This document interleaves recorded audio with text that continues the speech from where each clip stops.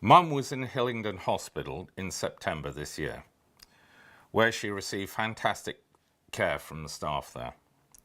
She had been in Hillingdon before and had to stay in for an extra 10 days while a care package was sorted out. This was a very long time for somebody to wait. Mum went in again in September this year with fluid on her lungs. While this seems to have been addressed, I kept asking to speak to a doctor to find out what had been done and how we can avoid it again. It seems the actual doctors have no intention of speaking to family members and certainly make it impossible to speak to them. I never got to speak to a doctor. I kept asking, but one never updated me with any information.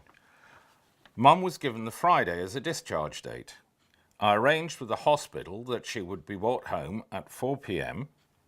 as I had arranged for 2 carers to be there to support her. It was necessary as Mum cannot walk, is deaf, diabetic and needs support.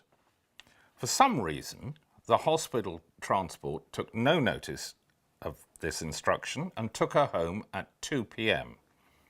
They took the key out of her key safe, let themselves in, dumping Mum on the bed. They left her alone without a drink or any support. She rang my aunt, who lives far away. My aunt tried to get hold of the carers immediately, but they couldn't. So she was left alone for 2 hours.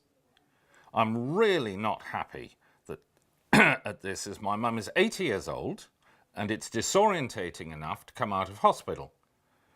But to be dumped on a bed and just left is not how an elderly person with multiple health conditions should be treated.